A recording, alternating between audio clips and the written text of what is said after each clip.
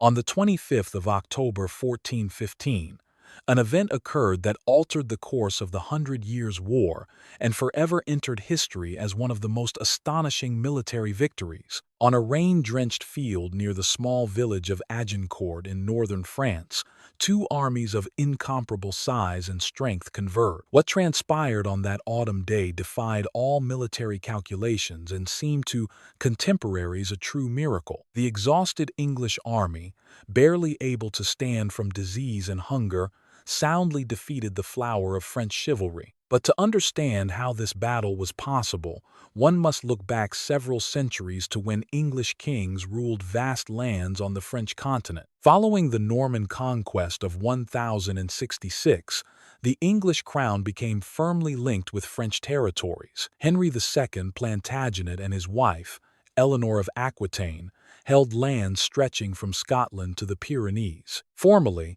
the English monarchs were vassals of the French king for their continental possessions, but in reality, they were independent and powerful rulers. This duality of position contained the seeds of future conflict, which would ignite with unprecedented force.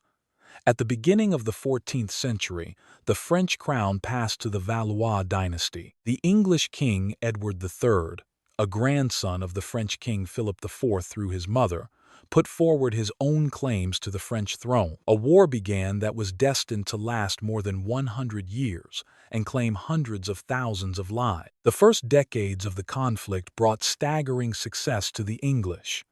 At Crécy and Poitiers, the French chivalry was routed, and the French king himself was taken prisoner. It seemed that France, as a unified state, would cease to exist. However, by the end of the century, the situation began to change.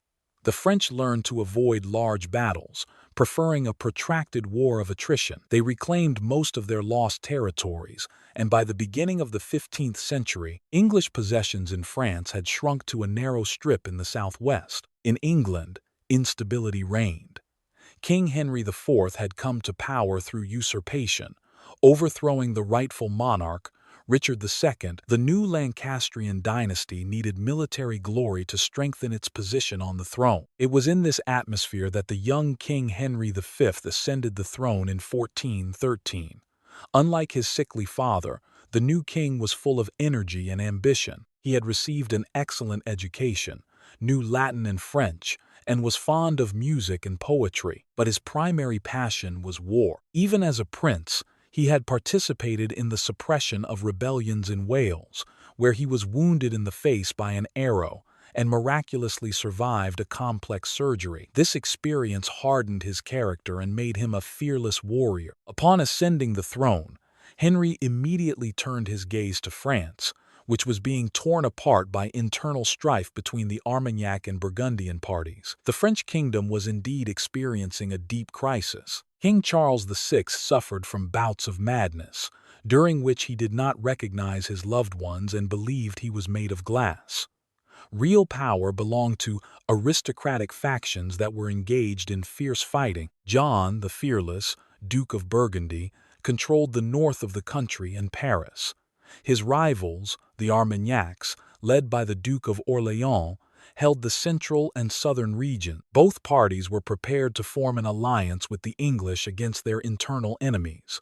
Henry V intended to take advantage of this situation to implement his own ambitious plan. The English king put forward demands that were intentionally unacceptable. He claimed the French crown, citing the rights of his great-grandfather Edward III. As minimum terms for peace, Henry demanded the return of all lands that had ever belonged to the English crown in France, including Normandy, Anjou, Maine, and an expanded Aquitaine. Furthermore, he insisted on marriage to the French princess Catherine and an enormous dowry. The French court rejected these demands, offering only an increase in English possessions in Guyenne and a smaller dowry for the princess. Negotiations hit a dead end, and Henry began preparing for war. Preparing for the invasion took over a year. The king raised huge funds, even pawning the royal jewels. He hired ships to transport the army across the English Channel and accumulated stores of food and weapons. Special attention was paid to the formation of a corps of archers, the food and wish victory in previous battles. The longbow was a formidable weapon, capable of piercing armor at a distance of up to 250 meters. A skilled archer could release up to 12 arrows per minute, creating a veritable iron rain over the battlefield. In the spring of 1415, everything was ready for the start of the campaign. On the 13th of August, 1415, the English fleet entered the estuary of the Seine. More than 1,500 ships delivered an army numbering about 2,000 knights and 6,000 archers to the French coast. The landing took place at the village of Chefin-Caul, near the port city of Harfleur. Henry did not choose this place by accident. Harfleur was the key to Normandy, the land from which the ancestors of the English aristocracy had once come. Capturing this port opened the way deep into France and provided a reliable base for supplying the army. The English king was determined to take the city at any cost. Harfleur was a well-fortified fortress with massive walls and towers. The city was defended by a garrison of about 400 men under the command of experienced knights, d'Estouteville and de Gaucourt. These forces were clearly insufficient for the defense of such a fortress, but the French command failed to reinforce the garrison in time. On August 18, the English began the siege, surrounding the city by land and blockading it from the sea.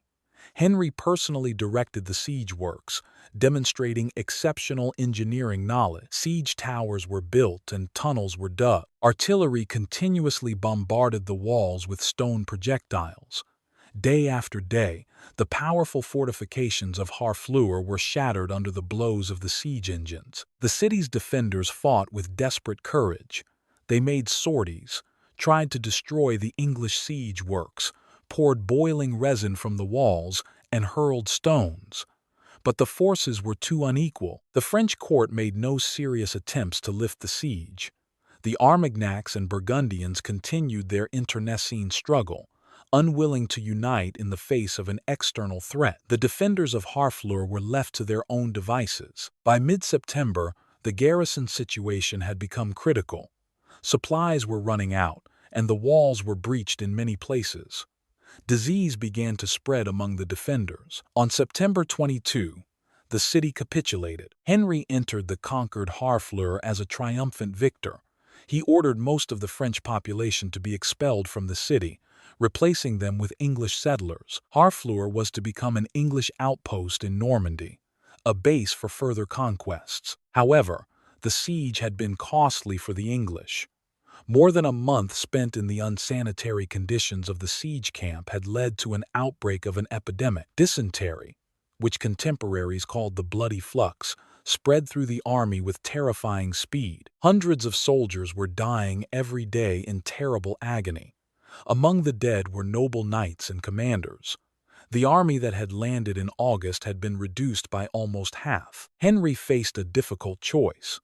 The initial plan had involved an advance on Paris, but this was now impossible. The army was weakened by disease.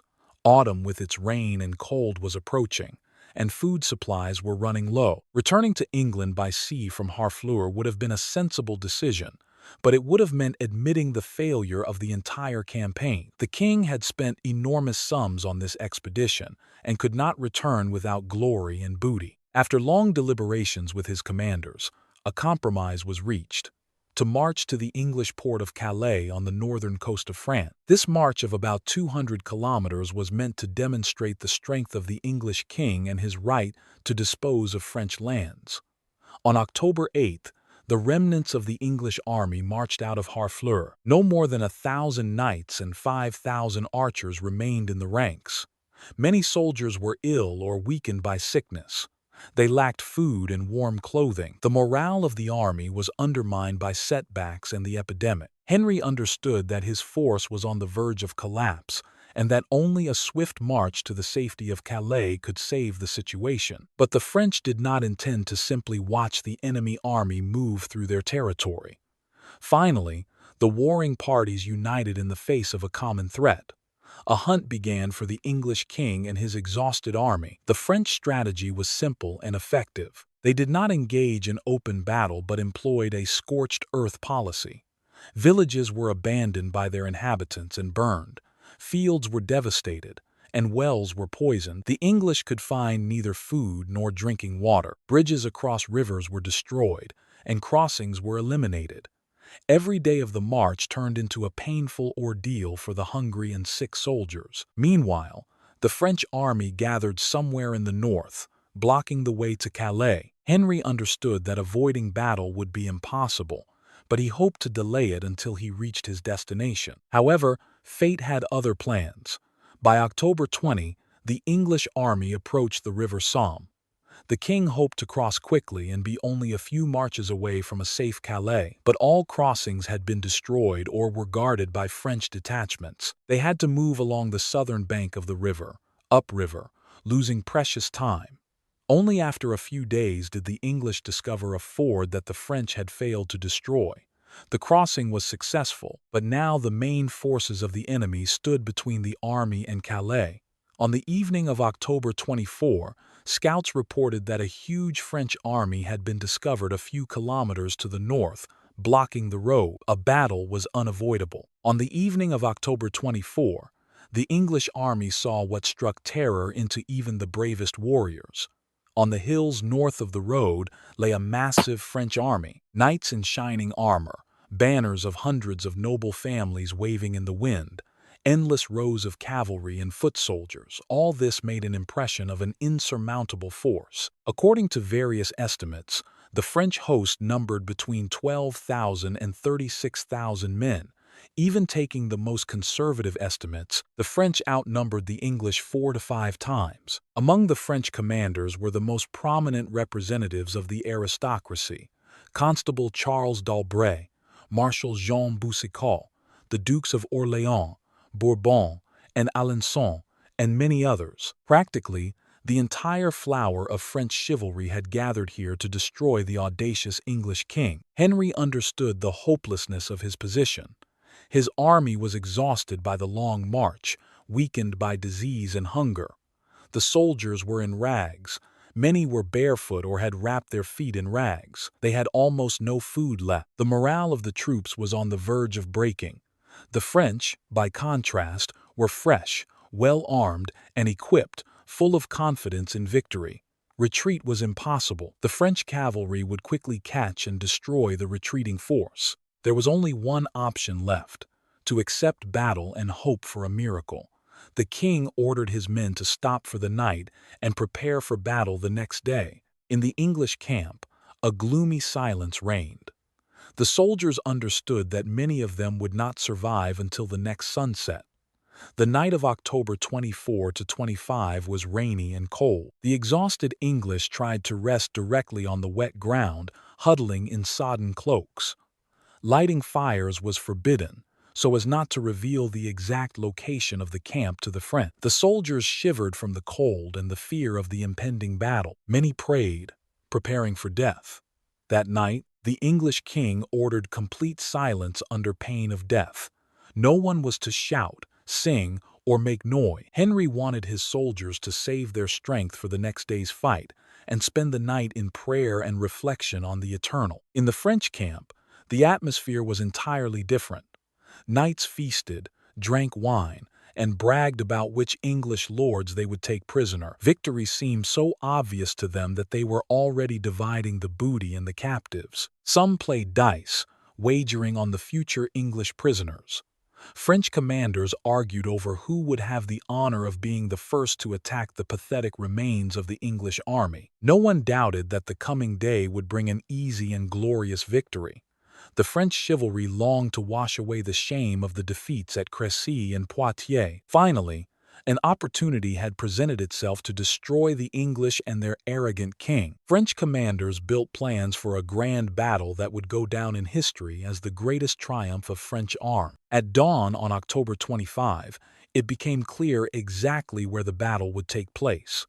Both armies were positioned on a field between the woods of Agincourt and Tramecourt. It was a narrow strip of freshly plowed land about 900 meters wide. On both sides, The field was bounded by dense forests, making a wide flanking maneuver impossible. The rainy weather of the past few days had turned the freshly plowed soil into a mess of mud. The distance between the armies was about 1,000 meters. Henry carefully studied the terrain and realized it gave him a chance. The narrow field would not allow the French to use their numerical superiority. They would be unable to deploy all their forces simultaneously. The deep mud would hinder the movement of the heavy cavalry. This was the chance that fate offered. The English king carefully planned the formation of his troops. He placed his knights in the center, having them dismount. This decision had a double purpose. Firstly, the dismounted knights formed a more stable battle line. Secondly, the horses could be sent to the rear so they would not interfere with the archers and would not cause panic in the event of an attack. Henry placed his main reliance on the archers, whom he positioned on the flanks. Each archer received orders to drive a sharpened stake about 2 meters long into the ground in front of him.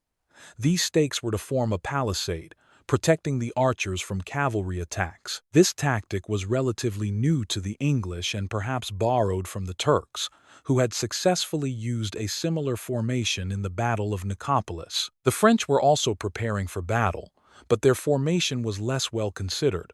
The main mass of the army consisted of dismounted knightly cavalry, drawn up in 3 lines, one behind the other. Such a formation was meant to ensure a continuous assault on the English positions. On the flanks were small mounted detachments that were to sweep away the English archers. At the beginning of the battle, the French crossbowmen, who could have countered the English archers, were positioned behind the main forces and could practically not participate in the fight.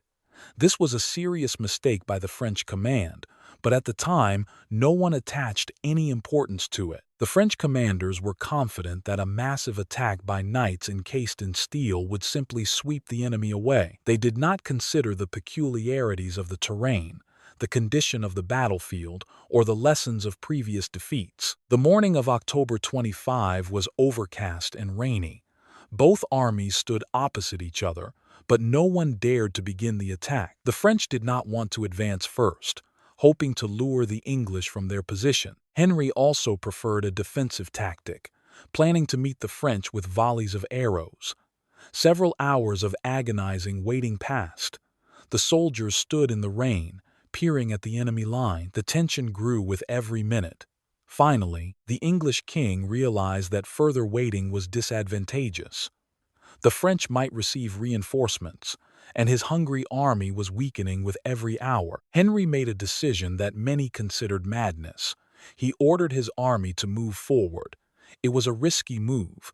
Reforming under the eyes of the enemy could lead to panic and defeat, but Henry was counting on provoking the French into a premature attack. The English moved cautiously, maintaining their formation. The archers carried their stakes, ready to drive them into the ground at any moment and take cover behind this improvised defense. The knights in the center walked in silence, clutching their swords and axes. Everyone understood that a battle of life and death was beginning. When the English had advanced about 300 meters and were in the narrowest part of the field between the two forests, Henry gave the signal to stop. The archers quickly drove their stakes into the sodden ground and prepared to fire. Now, the distance between the armies was about 250 meters, the range of effective longbow fire. By the king's signal, the English archers released their first volley. Several thousand arrows soared into the sky and rained down on the French position. Clouds of arrows eclipsed the light, emitting a sinister whistle. Most of the arrows bounced off the heavy knightly armor, but some found vulnerable spots, gaps in visors, joints in the plate mail, and unprotected limbs. The horses of the French cavalry on the flanks began to panic, wounded by arrows. A second volley followed almost immediately after the first, then a third. Experienced English archers released 10 to 12 arrows per minute, creating a continuous stream of lethal iron. For the French, this bombardment of arrows became unbearable. The French crossbowmen tried to reply, but there were too few of them, and they were too far away. After a few volleys, they began to retreat, leaving the knights without support. Commanders of the French cavalry on the flanks lost their nerve. They decided to attack to force the accursed archers to be silent. About 1,000 horsemen from both flanks rushed toward the English position. This was not a coordinated attack, but rather a spontaneous reaction to the devastating fire. The knights raced across the sodden field, bogging down in the mud and losing speed. The horses struggled to move through the plowed land, covered with a layer of liquid mud several dozen centimeters deep. The English archers coolly continued to fire, now aiming at the approaching horsemen. Arrows pierced the unprotected parts of the riders' bodies and buried themselves in the horses. Wounded horses fell, throwing their riders, rearing up, and knocking over their neighbors. The ranks of the attackers became mixed. Those who managed to reach the English positions encountered the palisade of sharpened stakes. The horses could not overcome this obstacle. Some were impaled on the stakes. Behind the stakes stood the archers with swords and axes, ready to finish off anyone who broke through.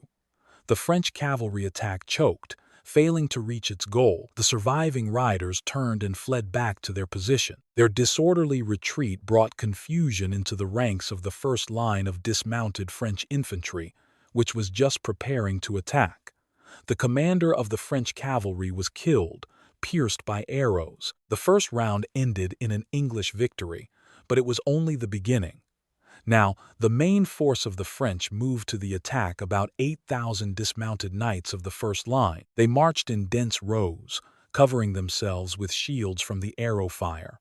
Heavy armor protected them from most hits but made movement difficult. Walking through deep mud in plate mail weighing 20 to 30 kilograms was exhausting. The French knights quickly began to tire, but they continued to stubbornly move forward.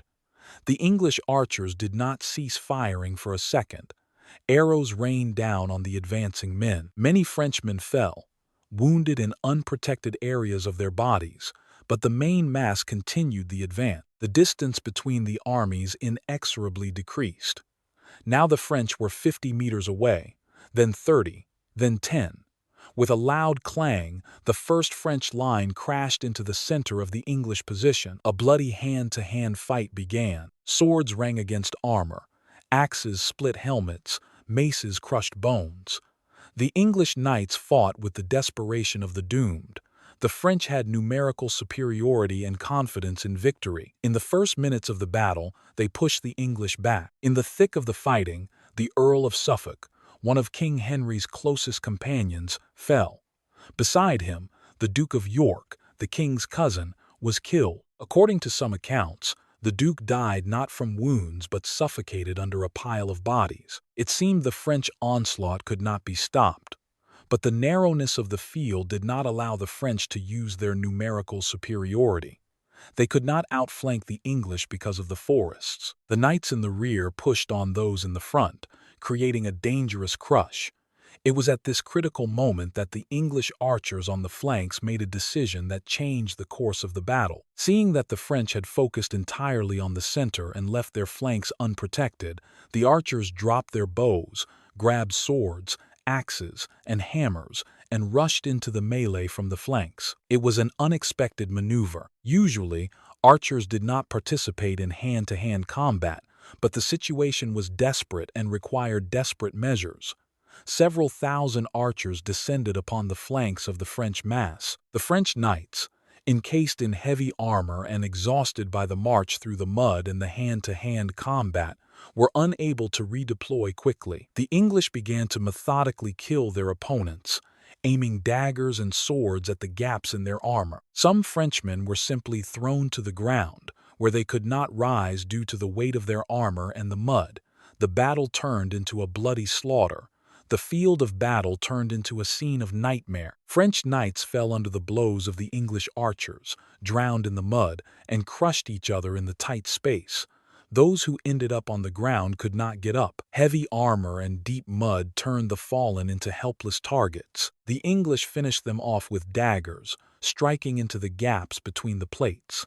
Blood mixed with mud, creating a slippery mess in which it was impossible to keep one's feet. Groans of the wounded, cries of the fighting men, and the clanging of metal created a cacophony of horror. The French attack, which had begun so powerfully, choked in this bloody swamp. Surviving knights of the first line began to retreat, but their path was blocked by the second line, which was just moving forward. A collision between those retreating and those advancing occurred, which only increased the chaos.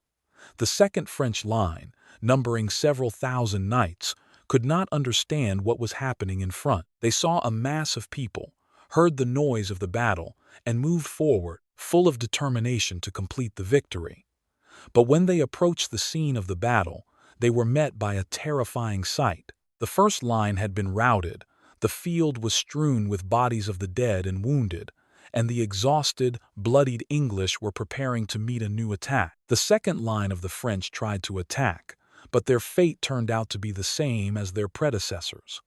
They bogged down in the mud, mixed with those retreating from the first line, and came under fire from the English archers, who had taken up their bows again. The hand-to-hand combat resumed with renewed force, but now the English were fighting with increased confidence. They saw that they could win. The French command completely lost control over the troops. Constable Charles d'Aubret, the nominal commander of the army, was killed in the melee. The Duke of Alençon managed to fight his way to King Henry himself, and even managed to strike a blow at his crown before being cut down by the guard. The Duke of Brabant, who arrived on the battlefield late, did not wait for his men to don their armor and rushed into the battle in makeshift gear. He was killed almost immediately. The Duke of Orleans, one of the most noble men in France, was taken prisoner. Count of Vendôme, Count of Marle, Count of Roussy, the list of fallen French nobles was long. Practically the entire French nobility participating in the battle was either killed or captured. Even more common knights and squires died. By midday, the outcome of the battle was already obvious. The French attacks had choked. The field in front of the English positions was strewn with the dead and wounded. The third line of the French army, consisting mainly of mounted knights, never entered the battle. Seeing the rout of the first two lines, these warriors decided that it was wiser to save their lives than to throw themselves into a senseless attack. Many of them left the battlefield without striking a single blow against the enemy. This was a shameful retreat, but at that moment, few thought of honor. The instinct for self-preservation proved stronger than knightly duty. The English began to gather prisoners, of whom there were several hundred. These were representatives of the most noble houses of France, for whom a huge ransom could be obtained. Common archers and squires who captured rich prisoners instantly became wealthy. Henry ordered the prisoners to be gathered in the rear of the English positions under guard. It seemed the battle was over, and an incredible victory had been won. But suddenly a frantic cry rang out, "A French detachment is approaching from the flank." These were the remnants of the third line, who had decided to make one last desperate attack. At the same time, news reached the king that French peasants had attacked the English baggage train in the rear and were looting it. Henry found himself in a critical situation. His army was exhausted by the battle. Many soldiers were guarding prisoners or searching the dead. A new French attack at this moment could lead to disaster, and if the prisoners, who numbered several hundred, broke free and joined the attackers, the defeat would become inevitable. The king made a decision that glorified him in the eyes of some and disgraced him in the eyes of others. Henry gave the order to immediately kill all the prisoners. This was an unprecedented order that violated all the laws of chivalrous war. The prisoners had surrendered on the condition that their lives would be saved in exchange for ransom. Killing them was not only dishonorable but also deprived the victors of enormous booty. Many English soldiers refused to carry out the order. Then the king ordered a detachment of archers under the command of one squire to execute his will. A horrific slaughter began. The French knights, bound and unarmed, had their throats cut. Those who resisted were struck down with hammers and axes. Some of the prisoners were driven into a barn and burned alive. A witness to this massacre, the French chronicler Jean de Warren, wrote that the victims were beheaded and ruthlessly mutilated. This was a cold-blooded mass murder of hundreds of defenseless people. When Henry saw that the French were retreating and the threat had passed, he ordered the slaughter to stop. But it was too late. Most of the prisoners were dead. Only the most noble and wealthy, for whom royal ransoms could be obtained, survived: the Duke of Orleans, the Duke of Bourbon, and a few counts. The rest were killed. This act caused shock even to the hardened warriors of that time. French chroniclers accused the English king of monstrous cruelty, while English authors tried to justify his actions as a military necessity. Modern historians argue about Henry's motives, whether it was cold calculation, panic, or revenge for the losses suffered. The fact remains that on that day, all norms of medieval warfare were broken. The Battle of Agincourt went down in history not only as a great victory but also as the site of a horrific massacre. By the evening of October 25, the battle finally ended. The French retreated, leaving the battlefield in the hands of the English. Henry ordered the bodies of noble warriors to be gathered for a proper burial. The bodies of the Duke of York and the Earl of Suffolk were sent to England. The French nobles were buried there, on the field of battle or in the nearest churches. Common soldiers were thrown into mass graves. According to various estimates, the French lost between 7,000 and 10,000 men killed.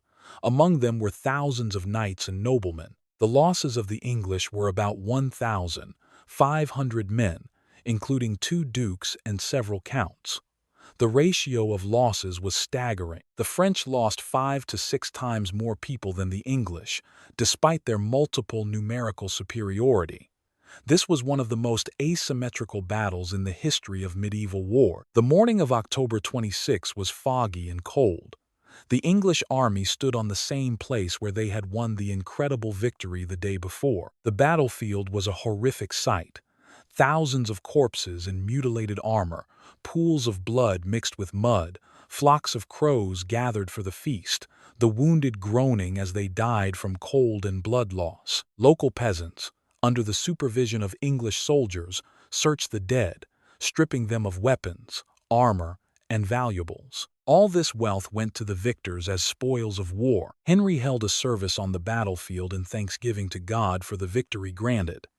He ordered the battle to be called the Battle of Agincourt, after the name of the nearest castle. Thus, this event entered history, but the king understood that there was no time to lose. Despite the rout, France still possessed enormous human resources. A new army could be gathered within a few weeks. The English army, meanwhile, was exhausted by the battle, wounded, hungry, and yearning to return home. Henry ordered the march to Calais to resume. On October 26, the English marched from the battlefield, leaving behind thousands of unburied corpses. Ahead lay a journey of about 80 kilometers to the safety of Calais. The state of the army was depressing. Many soldiers were wounded in the battle. Everyone suffered from malnutrition and exhaustion. Food supplies were almost gone, and they had to feed on what little they could find in the ravaged villages. The weather did not improve. The rains continued, turning the roads into rivers of mud. But now the English marched as victors, and this gave them strength. The French army was destroyed, and no one stood in the way to the sea. On October 29, the exhausted English army reached Calais. This was an English city, held by the English since 1347. Here, the warriors could finally feel safe. The garrison and residents of Calais met the king and his army as heroes. There was enough food and supplies in the city to feed and warm the exhausted soldiers. Henry arranged for the honorable burial of the noble warriors who had died at Agincourt and were brought to Calais. The bodies of the Duke of York and the Earl of Suffolk were prepared for transport to England. Their bodies were boiled to separate the flesh from the bones, which could then be transported to their homeland for burial. This was a common practice of the time for noble deceased who died far from home. The army spent a few days in Calais recovering its strength. Henry did not linger in France. His goal had been achieved. The victory was won, and now it was time to return to England in triumph. The fleet was ready for departure. The king ordered the most valuable prisoners, the Duke of Orleans, the Duke of Bourbon, and other noble Frenchmen to be placed on the ships. These people were worth a fortune. For each, a ransom of tens of thousands of gold coins could be obtained. Common captives, if any survived the massacre on the battlefield, were left in Calais under the care of the local garrison. Also, The spoils of war weapons, armor, and banners captured from the French were loaded onto the ships. All this was to serve as testament to the great victory. The crossing of the English Channel went smoothly, and on the 16th of November, 1415, the king landed in Dover. The news of the victory at Agincourt had long since reached England, sparking an explosion of jubilation. The English people perceived this victory as a divine miracle, a sign that God was on their side. After long years of failure and defeat, after the turmoil of internecine conflict, a great victory had finally arrived. The young king, whom many had predicted would fail, proved himself a great warrior and commander. From Dover to London, Henry was accompanied by a jubilant crowd. People came out to the roads to see the victor, to bless him, to sing of his glory. Church bells rang. The clergy held services of thanksgiving. On the 23rd of November 1415, the king's triumphal entry into London took place. The city was decorated with banners and garlands. An enormous crowd filled the streets. Everyone wanted to see the triumphator. Henry rode on horseback, dressed in simple purple clothing. He refused sumptuous robes and festive ceremonies, believing that all glory should belong to God, not a mortal man. Behind him, captured French banners and armor were carried. The captive French nobles rode in carts, demonstrating to all the scale of the victory. The people shouted joyfully, praising the king and his warriors. In Paul's Cathedral, a solemn service was held, at which Henry offered thanks to the Almighty for the victory granted. The Battle of Agincourt made the young king a national hero. However, Henry understood that one victory, no matter how brilliant, did not solve all problems.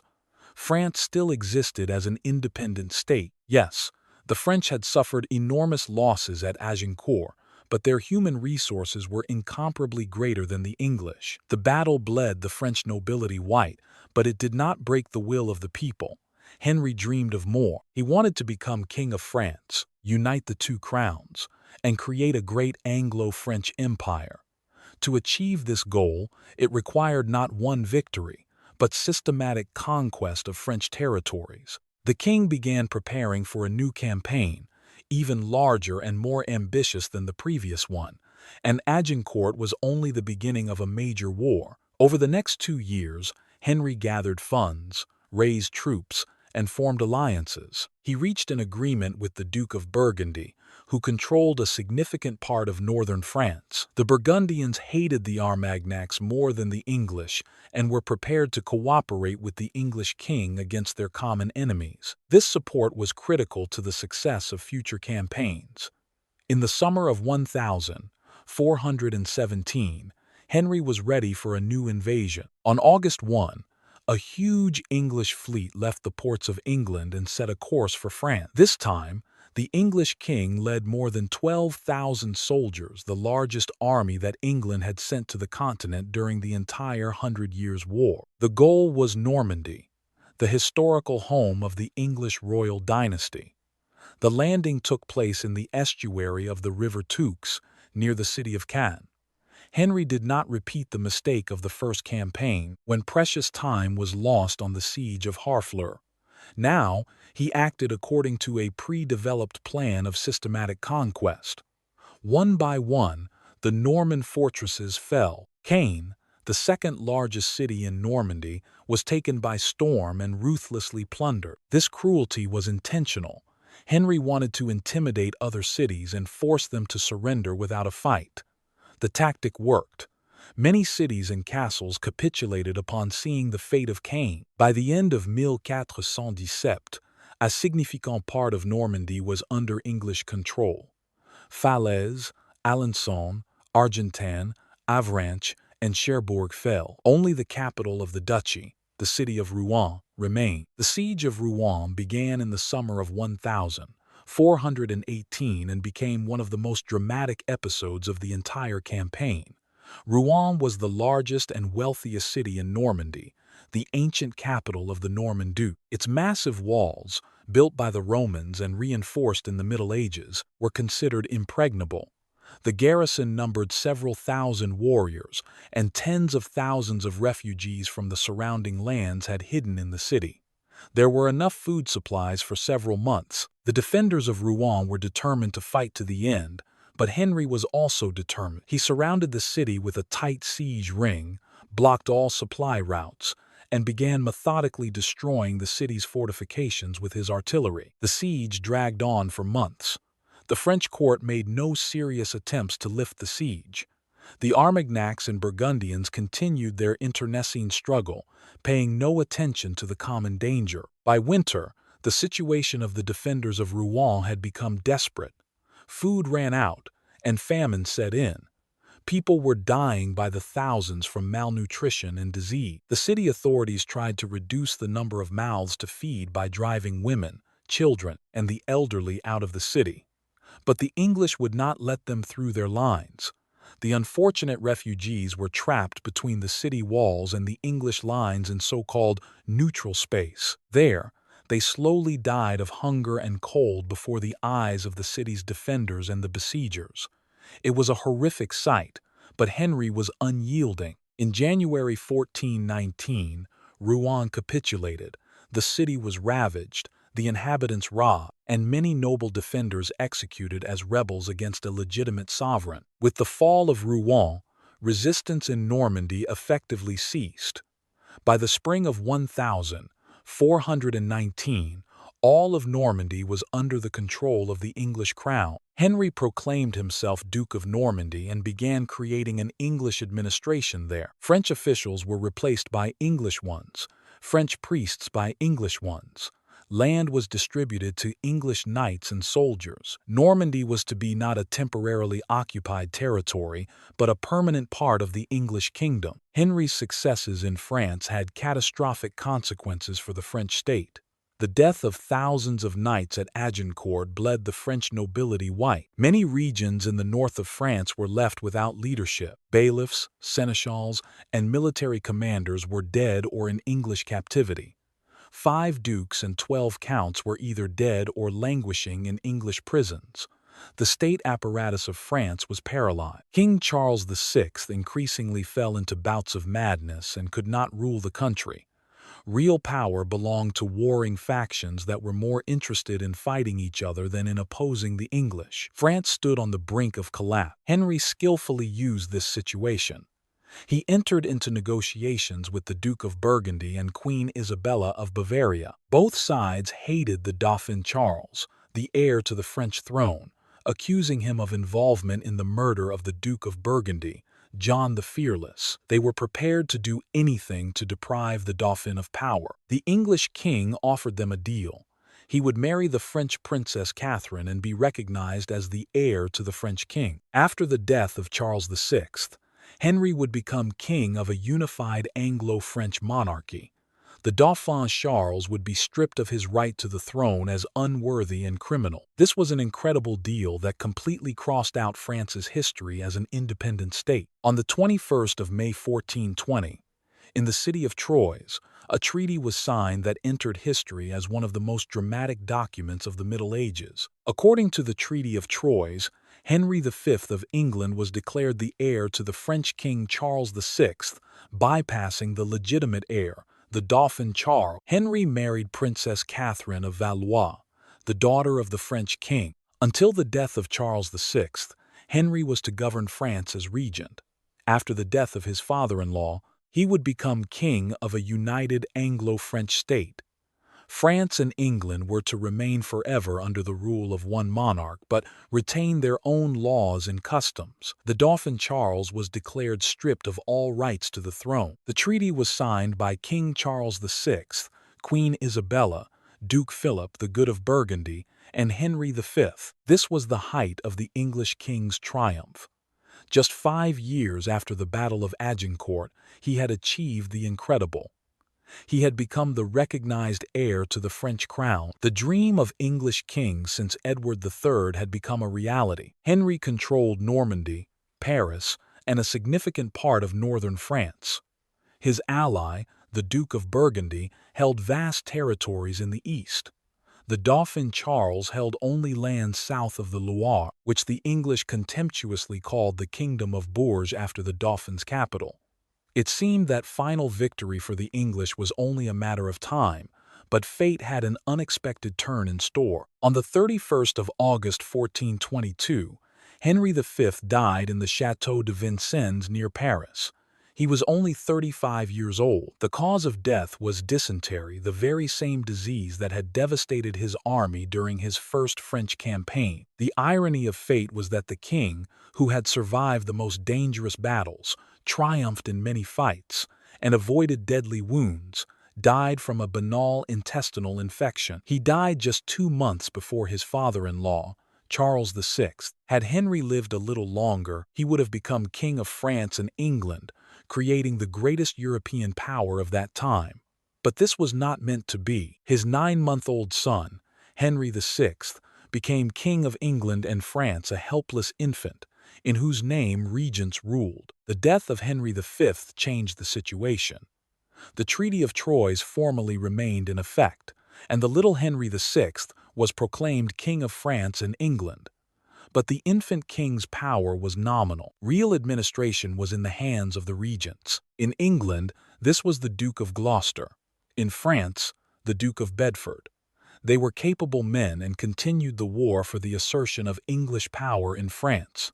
The first years were successful. In 1424, the English won a major victory at Vernou, which contemporaries called the Second Agincourt.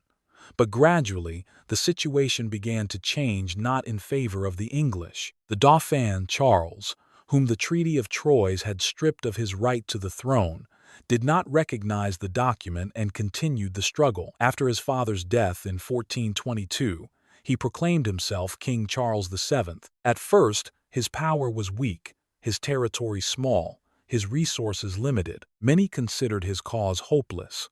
But Charles showed persistence and patience. He slowly gathered strength, strengthened his power, and sought allies. And then, an event occurred that completely changed the course of the war. Joan of Arc appeared, a simple peasant girl who claimed to hear the voices of saints, breathed new life into the French struggle against the English. After her appearance, the French army began to win victories, and English dominance in France began to crumble. By the middle of the 15th century, the English had lost almost all their conquests in France. Normandy was retaken by the French by 1450. 3 years later, Guines fell, the last major English possession on the continent. By 1453, the English had only the city of Calais left in France. The 100 Years' War ended in the actual defeat of England. All of Henry V's conquests were lost. The Treaty of Troyes became a dead letter. France maintained its independence and even strengthened, turning into a centralized state. The English crown, meanwhile, plunged into the abyss of the Wars of the Roses.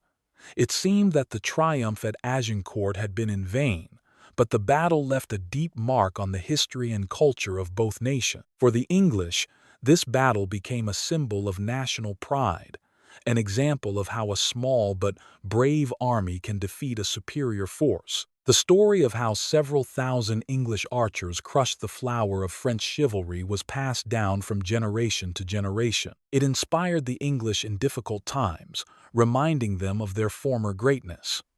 William Shakespeare immortalized this victory in his historical play Henry V, written at the end of the 16th century. The king's speech before the battle, invented by the playwright, became one of the most famous monologues in English literature. "We few, we happy few, we band of brothers." These words entered the English language as a symbol of heroism in the face of impossible difficulties. For the French, Agincourt became a symbol of national tragedy and disgrace. The death of thousands of the best warriors, the rout of a vastly superior army, the humiliating defeat by the hated English, all this became an unhealed wound in the national memory. French chroniclers of that time wrote about this catastrophe with bitterness. They blamed their own commanders for self-confidence and stupidity, criticized the battle tactics, and lamented the internecine feuds that weakened the country. But at the same time, the battle had an unexpectedly positive effect for France.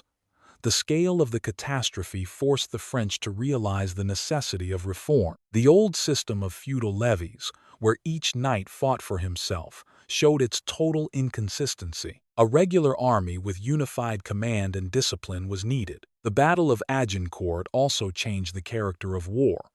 It demonstrated that heavy knightly cavalry, which for centuries had dominated European battlefields, was now vulnerable to the massed fire of archers. Agincourt, like the preceding battles of Crécy and Poitiers, proved the superiority of long-range weapons over heavy cavalry. This was an important stage in the military revolution, which ultimately led to the decline of chivalry as a military force. The appearance of firearms in subsequent decades only accelerated this process. By the end of the 15th century, a heavily armed knight in shining plate mail became an anachronism, a beautiful but useless relic of the past. The very tactics used by the English at Agincourt became a subject of study for military theorists. The use of a fortified defensive position, a palisade of sharpened stakes, massed fire of archers combined with a counterattack of dismounted knights, all this was carefully analyzed and adopted by other armies. True,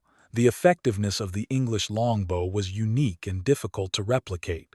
Years of hard training were required to create a good archer. English kings issued laws requiring all men to regularly practice archery.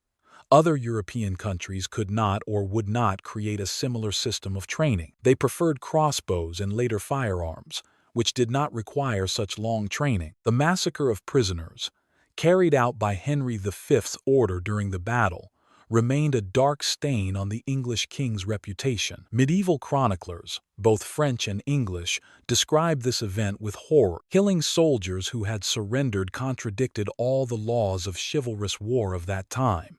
Prisoners were supposed to be kept alive for ransom. This was the accepted norm. Mass murder of defenseless people was considered a crime even in the brutal era of the Middle Ages. English apologists tried to justify the king's actions as a military necessity, the threat of a new French attack while having hundreds of prisoners in the rear. But many historians point out that this threat was exaggerated and did not justify such radical measures. Likely, Henry's decision was dictated not only by tactical considerations but also by a desire to intimidate the enemy. Military historians for centuries have studied the Battle of Agincourt, trying to understand the reasons for such an unexpected outcome. The main factors of the English victory were obvious: superior tactics, skillful use of terrain, high combat training of the archers, discipline, and unified command. The French, meanwhile, committed a whole series of critical mistakes. They underestimated the enemy, neglected reconnaissance of the terrain, and failed to account for the lessons of previous defeats. Their formation was unsuccessful. Crossbowmen were in the rear and could not participate in the fight. The cavalry on the flanks was not strong enough to break through the English position. The main mass of dismounted knights was crowded into a narrow space. The absence of unified command led to uncoordinated actions. Self-confidence and contempt for the enemy completed the work, but there were also objective factors that played a decisive role. The weather, the rain, which turned the battlefield into a swamp of mud, made effective use of heavy cavalry impossible. The terrain, the narrow field between two forests, did not allow the French to deploy all their forces and use their numerical superiority. If the battle had taken place on a wide plain in dry weather, the outcome might have been completely different. Henry understood this and therefore carefully chose the position, using every advantage the terrain offered. The French commanders, by contrast, acted on impulse, relying on their numerical superiority and the bravery of their knights. This self-confidence cost them their lives and led to catastrophe. The social consequences of the battle for France were staggering. The death of thousands of representatives of the nobility created a power vacuum in many regions. Entire areas were left without leadership. The widows and orphans of the fallen knights were left without breadwinners. Many noble families became extinct or impoverished, having lost heirs or been ruined by ransoms for prisoners. This led to serious social upheavals. On the other hand, the vacated positions and lands opened the way upward for new people. A process of elite renewal began, which ultimately strengthened the French state. The old feudal aristocracy, tied to archaic ideas of war and honor, gave way to a new generation of pragmatists who understood the necessity of reform. For England, the victory at Agincourt had a twofold meaning. On one hand, it strengthened the position of the Lancastrian dynasty on the throne. Henry V, whose legitimacy was in question due to his father's usurpation, became a national hero. His military successes made his subjects forget the dubious circumstances of his dynasty's rise to power. On the other hand, this victory created an illusion of invincibility and led to an overestimation of their own strength. The English came to believe they could conquer and hold France.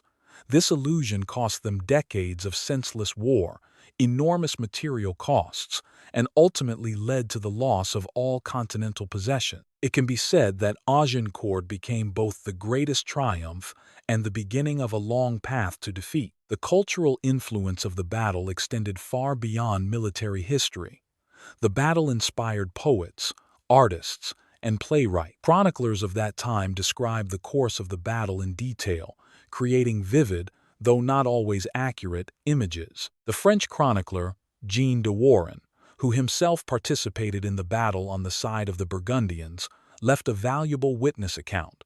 English chroniclers glorified the feat of their compatriots, creating a heroic narrative that firmly entered the national consciousness. The image of a valiant English archer defeating a French knight encased in iron became an archetype of English culture. It was an image of a common man achieving victory over an arrogant aristocracy thanks to skill, discipline, and courage. In subsequent centuries, the Battle of Agincourt was repeatedly reinterpreted in the context of current political and cultural tasks. During the Napoleonic Wars, the English remembered Agincourt as an example of victory over French aggression. In the Victorian era, the battle was viewed as a manifestation of Anglo-Saxon superiority and imperial spirit. During the Second World War, when Britain was opposing Nazi Germany, the images of Agincourt were again updated. Once again, a small island nation was fighting against the superior forces of a continental aggressor. Laurence Olivier's film Henry V, released in 1944, was frankly propagandistic, aimed at boosting the morale of the British. The Battle of Agincourt turned into an eternal myth about the triumph of the small over the large. The French, meanwhile, tried to forget this defeat or reinterpret it. For them, Agincourt was a painful reminder of a period of national humiliation. Only the subsequent victory in the Hundred Years' War and the liberation of the country thanks to Joan of Arc allowed the French to close this page of history. Joan became a national heroine, a symbol of French revival and resistance. Her story eclipsed the memory of Agincourt. In modern France, the battle is remembered as one of the episodes of a long struggle for independence, which ultimately ended in victory. The emphasis is not on the defeat at Agincourt, but on the final victory in the war. This allows for the preservation of national pride and the insertion of the tragedy into a narrative about the triumph of the French spirit. The military technical aspects of the battle continue to interest researchers.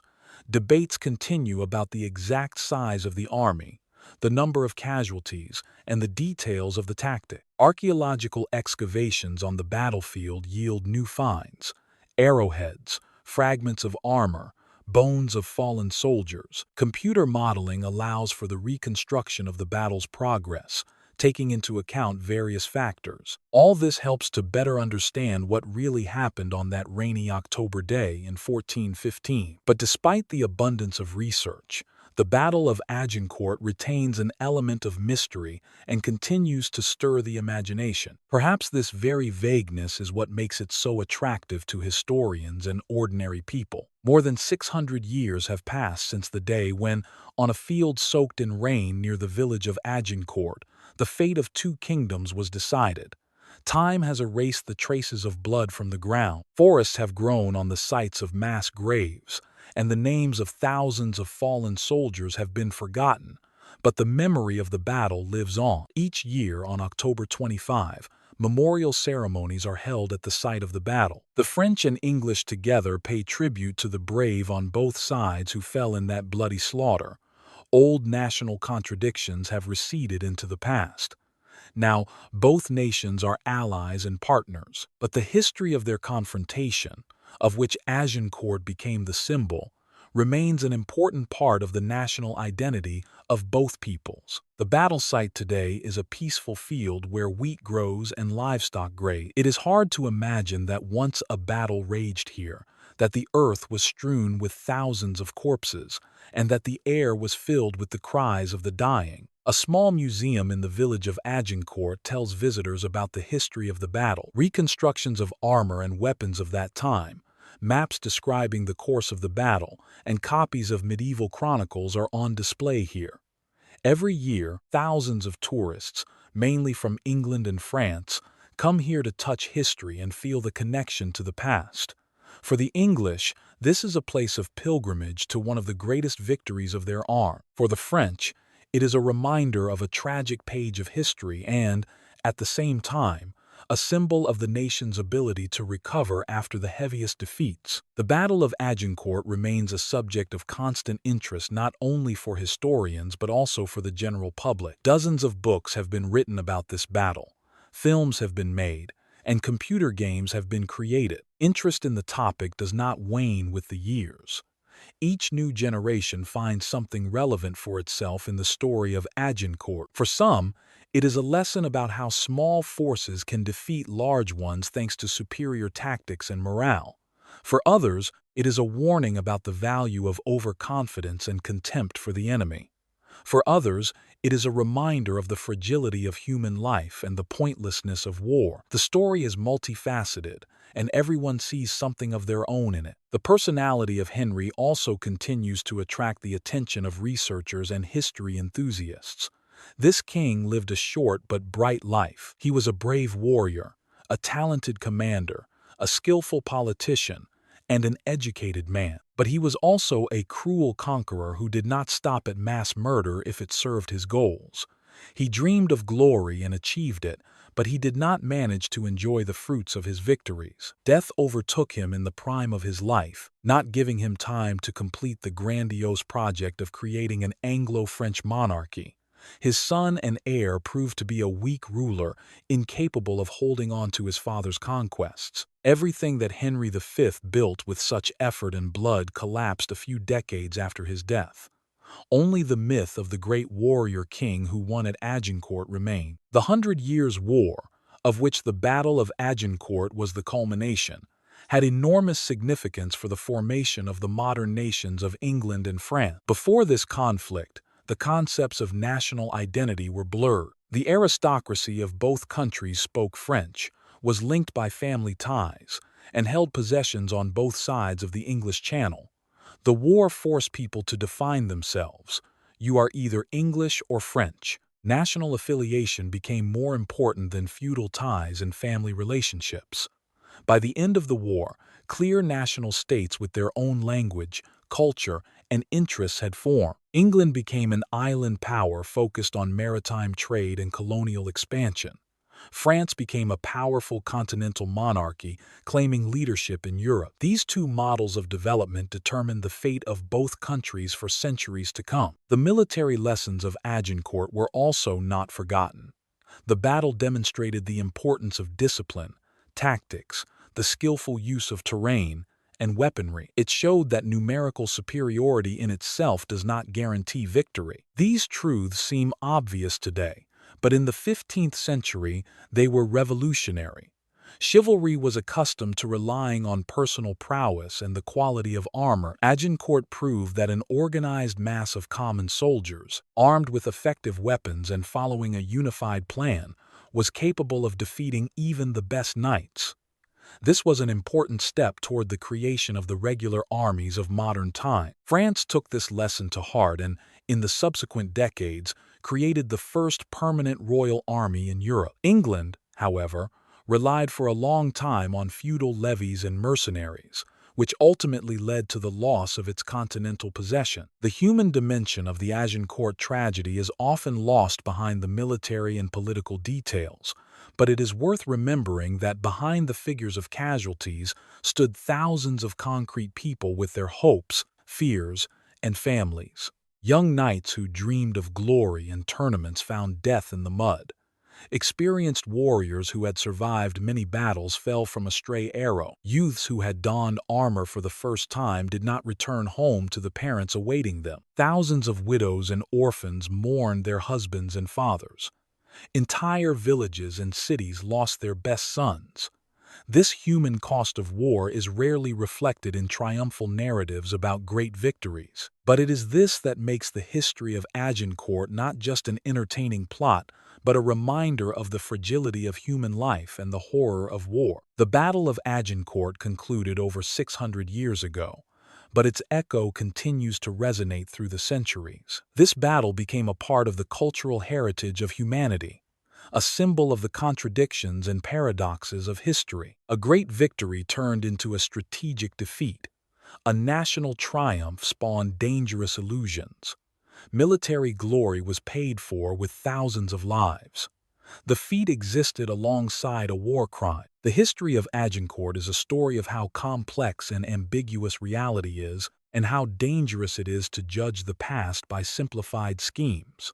Each epoch finds something of its own in this event, reinterpreting it in accordance with current values and ideas. And as long as people are interested in history, as long as they are concerned with questions of war and peace, justice and violence, duty and morality, the Battle of Agincourt will remain alive and significant.